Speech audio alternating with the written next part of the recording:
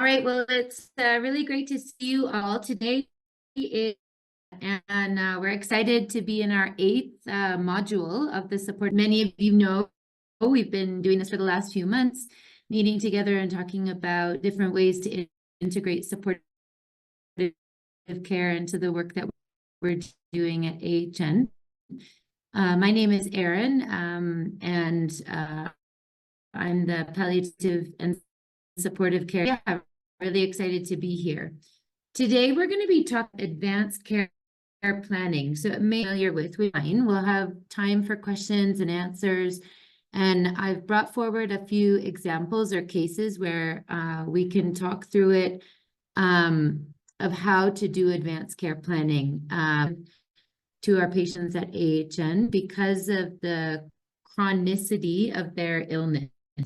So patients with kidney failure oftentimes do need to plan ahead because long periods of time, oftentimes, as we've talked about previously, that sometimes their functional ability also declines. So this is all on the call today. Welcome. And if you are able to put your video on even just for a minute, I'd love to say hi. Clinics in Kenya. And I know some of you are based in really nice. This is our 8th module out of 12. So we only have a few more weeks to finish. And I'd love it if you also would consider bringing a case forward. I know we've had a case already from the team in Rwanda, but I would love to hear a few cases and allow for time to bring forward. I have a template that I can share throughout the week to develop that so that you have time to prepare that and share. So please let me also know if you're interested in presenting a case. As I've mentioned earlier, some of the content from the training is adapted from the International Society of Nephrology. They have a course on supportive care. And it is a free course. It was just launched in February, so just a few months ago. And if you're interested, you can click on the link there and complete that course. And you do get a certificate of completion at the end of that training. Okay, so by the end of the session today, we're hoping that you would consider initiating and potentially end-of-life preferences with your patients.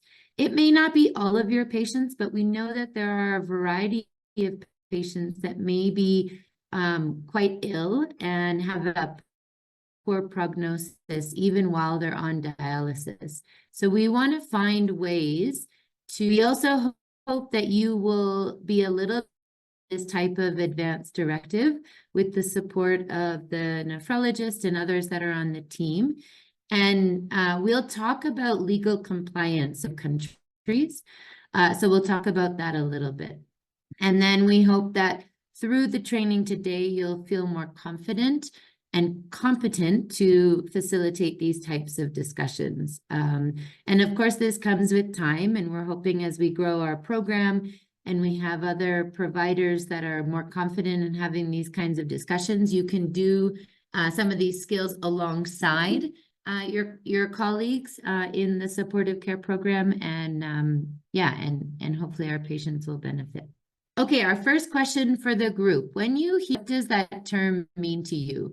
If it means nothing, you're welcome to put that in. But if anyone has something when they think of that word or if they've heard it before, we're a small group today, which is fine. What does that mean to you? What do you think? Fred, do you have any thoughts on this? Or Francis, Mutembai, or Orfa? Okay, Mutembe just shared in the chat. Thanks for sharing. So anything adjuvant in relation to medical care? So something against medical care, maybe? Choosing future medical care planning, good. Mutembe, can you describe what adjuvant means? Right, management with specialized medical personnel, yeah. Okay, some good thoughts. If you want to continue, that's great. So when we talk about advanced care planning, what we're actually talking about, and a few of you mentioned it on the chat there, is that it's a discussion between a healthcare provider, a healthcare worker like yourself, with the patient and their family that helps to create some sort of advanced statement or a decision about what they prefer their care to be. So again, it's often done with the primary care provider, such as the nephrologist or the medical officer, and it could include things like life-sustaining therapy, CPR, withholding or withdrawing treatment, then the level of care a patient would like to receive in the future, whether that includes ICU care or HDU care. And we often talk about advanced care planning with patients that have serious illness because we know that there's a potential that their prognosis or their condition of their illness could deteriorate. So generally, we recommend for any patients that have a serious illness, such as kidney failure or advanced cancer, or some other necessarily to talk about what their current treatment is. It can be, but it often is talking about in the future, if they were to deteriorate or if they were to have an increased level of care needed to take care of an infection or a deterioration in their disease, what do they want us to do for them? So in some situations, this includes assigning a healthcare proxy. So you may have heard of the term next of kin. We use that a lot in Kenya. Oftentimes there is some substitute decision maker. Oftentimes it is related to who's paying for the treatment. But it's really important when we illness, we need to identify if there is someone in that patient's life that could help make a decision if the patient is not able to make the decision anymore. So think of a situation where you had a patient who deteriorated and had to go to the ICU and was no longer able to make a decision for themselves. So they were potentially the symptoms were too severe that they couldn't make decisions. Maybe they were feeling confused. Maybe they were intubated and they were in a medically induced coma. These kinds of things happen for our patients where they're not able to make decisions for themselves. And that's when it's really important that we have talked to them about care proxy. Who would be a substitute decision maker for them that they would trust and that in their family dynamics make those types of decisions. And it is really important that we document this, that many of our patients can get sick very suddenly, can get severely sick suddenly. That moves us to our second point. The second point is crisis planning. So we need to, as we think about advanced care planning, anticipate symptoms or even potentially hospitalization occur and talk to our patients about this. We can help them determine their code status if they have cardiopulmonary resuscitation, so CPR, or if they would prefer to be a do not resuscitate or do not attempt resuscitation. During worries or even their preferences are as they get closer to their end of life. So we have some of our patients that travel to new locations for their dialysis treatments. We know that a lot of patients may want to be in their home setting.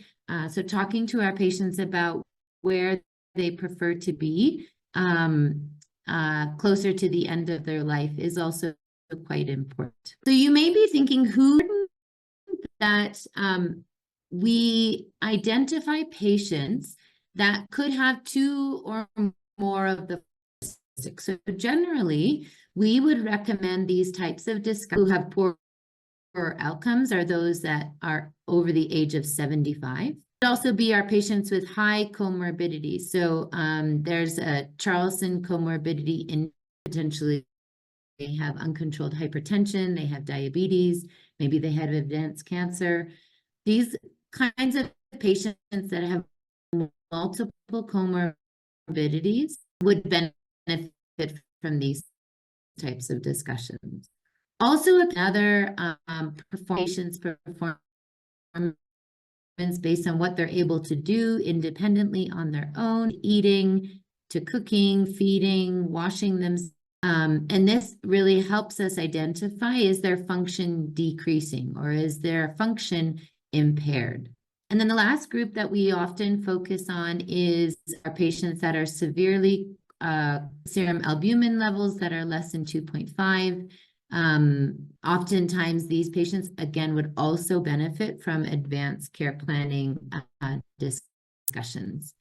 And this was taken from a team in the US when they developed their shared decision-making protocol or guideline. Of patients, these types of discussions with our team and having an advanced care plan in place. So I want to share a few examples of what an advanced care plan looks like. So this is an example from, I believe it's a team in China who is doing advanced care planning with their patient. It's a piece of paper. It has here the patient's name, current health status, and their prognosis. Yes. What about the patient's quality of life? Patient value has been shared. So the patients have shared with the user. They're preferred. They've notified what type of treatment do they want for life-sustaining treatment? Do they want pulmonary resuscitation? Yes or no? Do they want hemodialysis or peritoneal dialysis? What about antibiotics? Intravenous, artificial tube feeding. These things are all quite important when we have these types of discussions with patients. And this is obviously more advanced protocol and exam. Dying process, has the patient expressed their wishes of the preferable environment? Want to be at home at the end of their life, at any funeral. Again, this is very, very important information. And who can help you make these types of decisions? So again, we want to have, and then who has a plan? Here's a so here for treatment situation again, their medical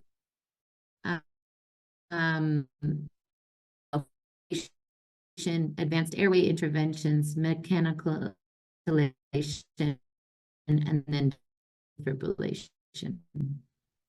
Again, also and all of these things are clear in terms of what needs to be filled. Have discussions with our patients. This is, we would never fill this out without a thorough discussion. But these are the order when it was discussed.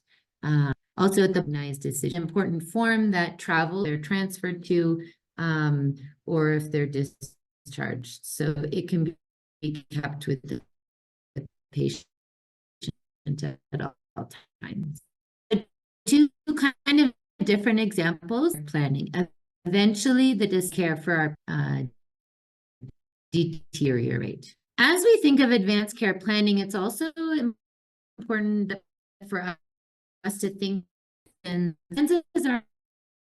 we should probably with our patients, if you would not experience of working, sometimes help kind of trigger an advanced care planning. So if you did think that a patient potentially been admitted, maybe they've some more illness conversations or advanced discussions, during that time, you would want to really identify what potentially share the details about their prognosis, sharing that we feel like they've been declining recently based on the history of multiple hospitalization, or we want to help our patients. This doesn't come from the healthcare team. And when values are we can those goals and with the patient's recommendation for our patients. Are on conservative management, or maybe we want to identify what is our patient related to their transplantation. Or so this kind of advanced care planning is actually quite important and happen at a variety of times. But I think the one thing I want you to remember after our session today is that advanced care provides supportive care to our patients. So again, we want life expectancy and their functional, they're experiencing functional loss after comfort is an important goal. Or maybe they have existing goals. Maybe there's not, and this is quite important that we help patients come to a decision that they feel confident in, as well as their family. So if we were to think about this, should we do again these type of discussions with our patients? We need to make sure SDM stands for, we have a different word for that person, and we sometimes use the I believe of generally substitute decision when we initiate or start these discussions with our patients. Medical had an infection, where they provide more of these. So you may be thinking or withholding treatment. So necessarily provide as we our office treatment. Maybe times when there is no benefit of carrying on or start intervention with our patients, clinical officers, even our medical officers with their family. Information during these discussive way. And this is really important that these discussions that's in the family.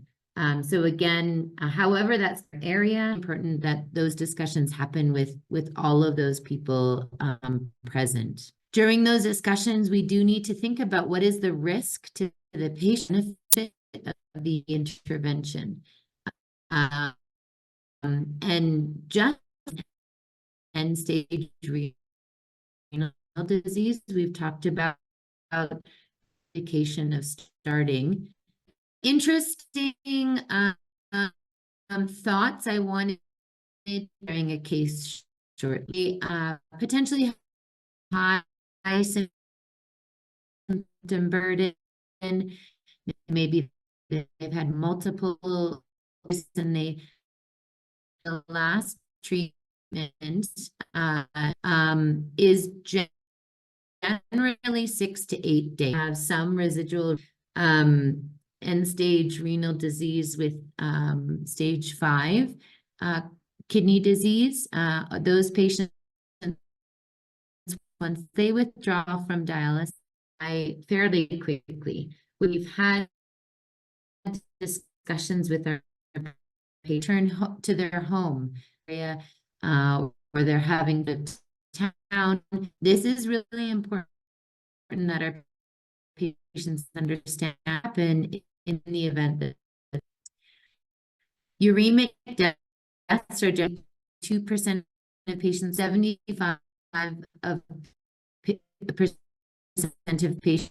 So we do know this time when patients are short with and palliative care measures. Again, the decision to stop dialysis could occur when patients and providers to prolong their feels like it is prolonged long dialysis could also be quite high, and it's common in their family. Again, this often is patients who are associated with older. In this research article that was shared in 2022, said that females, those of white race, who've been on dialysis for longer periods of time, often living alone in severe pain, and due to withdrawal dialysis. Patients in these palliative and hospice care is a most symptom burden is still very high.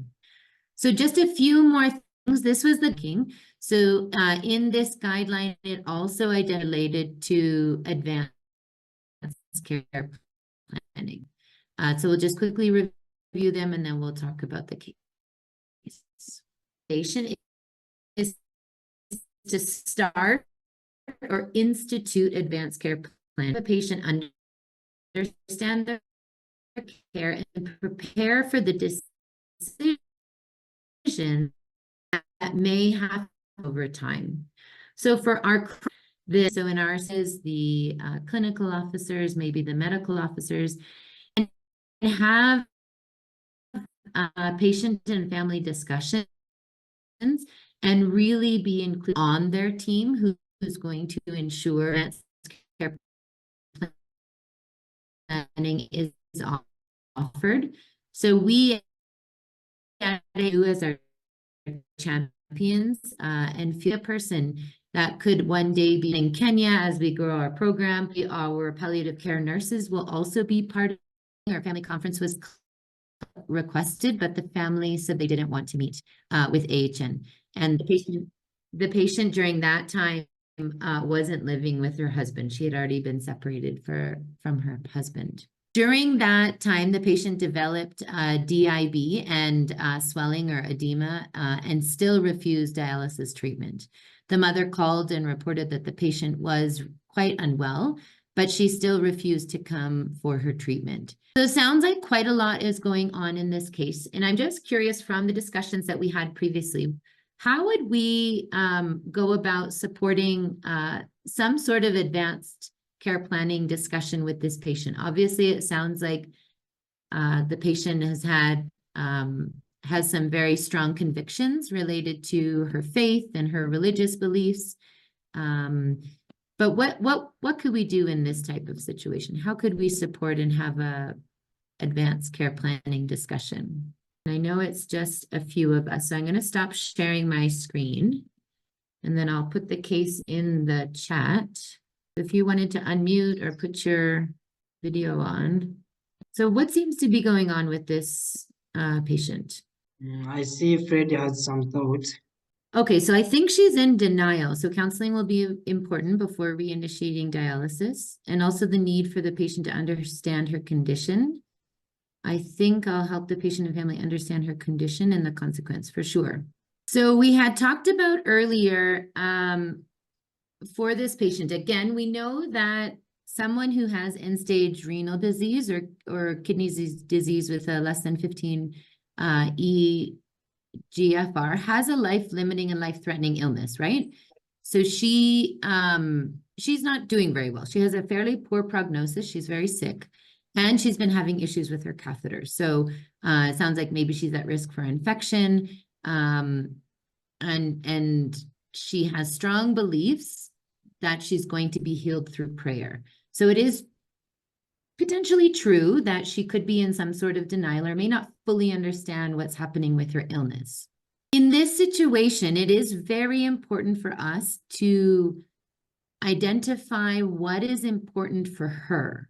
So we've talked a lot about in supportive care, not abandoning our patients and continuing to provide support, even if our values may not 100% align with our patients' values. So in this situation, I think we may agree that continuing with the dialysis may be a better option for her. She'd be able to live longer. She'd be able to engage with her family. Yet it seems quite clear that that's not a value for her. At the moment, due to her spirituality and her faith, it is more important for her to stop dialysis than to continue. And again, it is important for us to ensure that the patient is aware, fully aware of what's happening. And if that is the case, we cannot force her to come to dialysis. Yet, we need to know, what does she want us to do in a situation where she potentially dies at home? She obviously is very sick. Her mother called, but they don't want to do dialysis. So we need to know, and it needs to be fairly clear as to what they want us to do for her if she does come to hospital.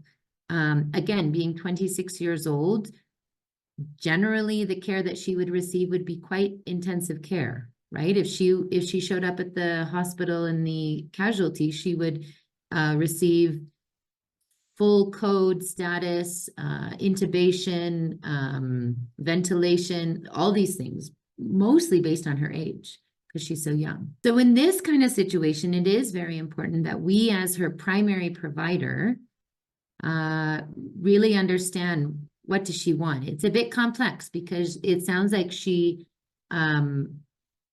doesn't want to continue with dialysis. Yet the result is that she is going to die. And again, maybe they don't fully understand it. Maybe they have very strong faith beliefs that a medical miracle will happen. Yet, if the family is willing to have some of these conversations, it is important that we understand what they want. If she has a substitute decision maker, yeah, just helping and supporting and planning for that.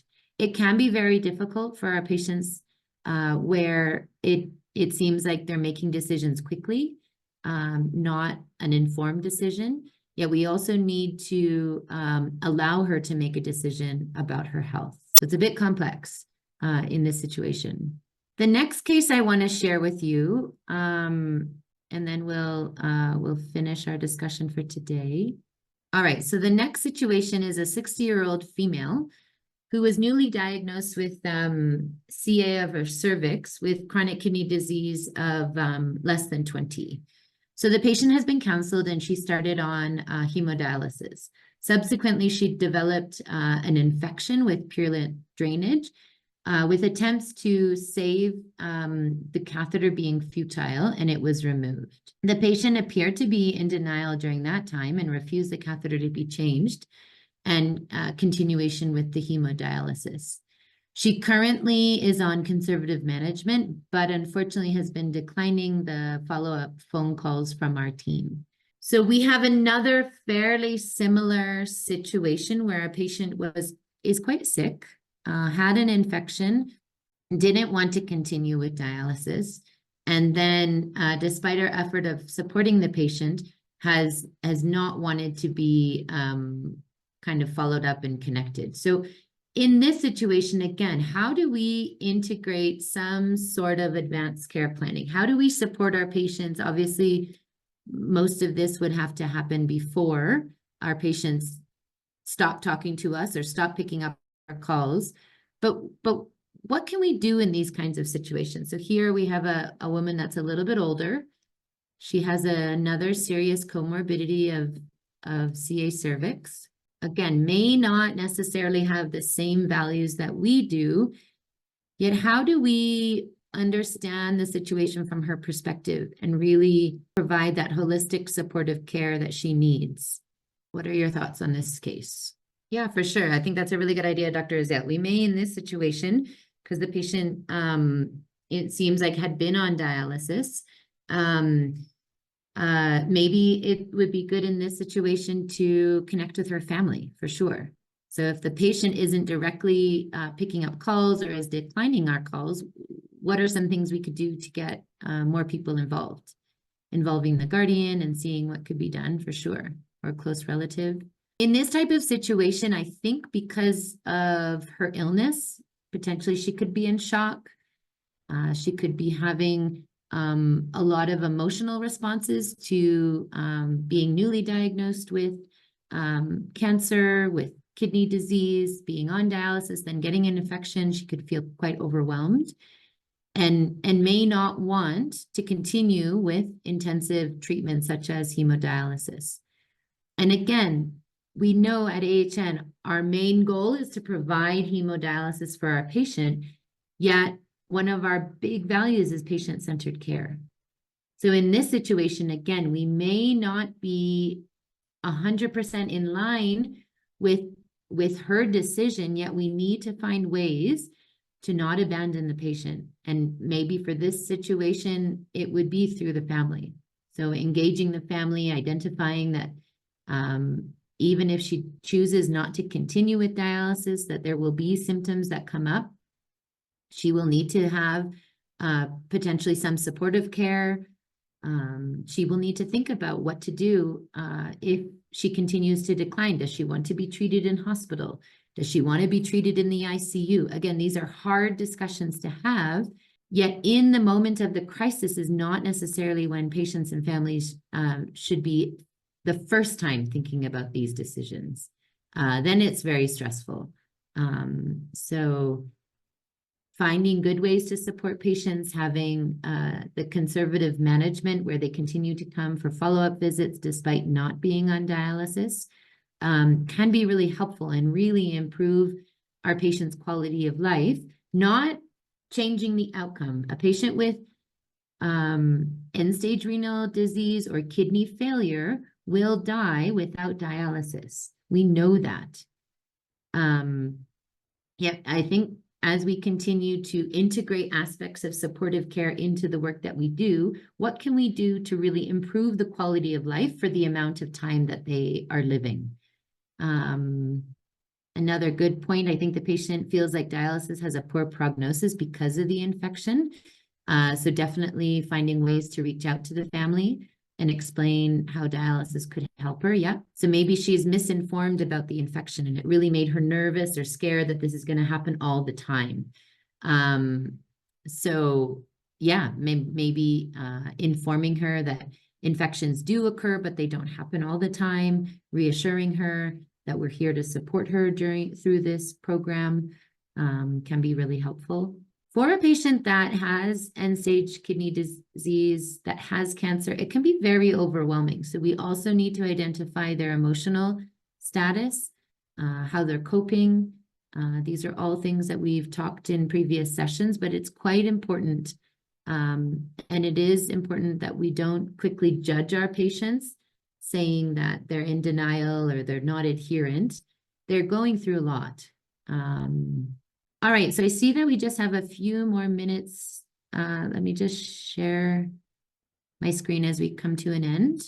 And then if anyone has any questions, we can take the questions. All right, so especially when we, I know at AHN we don't currently provide end of life, but supportive care does include this. So in general, supportive and palliative care also includes end of life.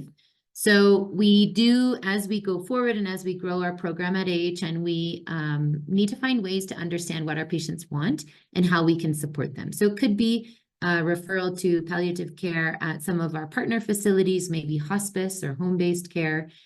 And then part of an advanced care plan is also determining where our patients want to be at the end of their life. Some patients don't want to have those kinds of discussions because it's taboo or it can be very emotional for them. Yet if there are some patients that want to share, it's important for us to make note of that so that we can do all that we can to make sure that that happens. Who do they want with them? What do they want the atmosphere to be like? Where, like the actual location in a hospital or in their home? And then we can, again, document that. So Kijabe is one of our facilities that also has a really good example of advanced care planning and goals of care discussions. So in the next several months, they're going to share with us the current protocol of what they do for the advanced care planning. So I'll share that as soon as that comes out. So again, our advanced directives or advanced care planning documentation should include some of the patient's goals of their care, what their code status is, if they want to be resuscitated or if they want to be intubated, and then where is the preference of the facility where they would like to be at the end of their life. And that can all be documented in our charts of our patients. It's important to remember and to make sure that we're legally compliant. So each facility that we partner with at AHN may have different policies on advanced care planning. So it is important, if you are curious, to find out if your partner facility has a legal policy. Currently in Kenya, there isn't a federal or national law related to do not resuscitate and do not intubate. So it's a bit complex in Kenya related to this. And this is why we don't have a national policy on advanced care planning and end-of-life care for patients, because there's no law that comes behind it. So in Kenya, each hospital and facility is responsible to lead these decisions independently and support patients with that. Therefore, it's really important that we know, especially in Kenya, each facility goes by, and I would encourage you over the next few weeks to identify if there's a specific policy in your facility. So yeah, that's the end of our session for today. Hopefully you've been able to begin to understand a little bit more about what advanced care planning looks like and how to engage in some of these discussions. This will get easier as you have your field-based visits with myself and the other palliative care nurses that we're going to be hiring. And I think in each facility, if we can come together and really identify if there's are certain protocols related to advanced directives, and then making sure our staff know what those are. So just a few references from the session today, and I'll share this on PDF. So we're right at 4 o'clock, but if anyone has any questions or concerns, I know advanced care planning can get a bit complex and complicated. It's also ethical and sometimes cultural. But I am happy to take a few questions if anyone has that. Thank you very much, Erin.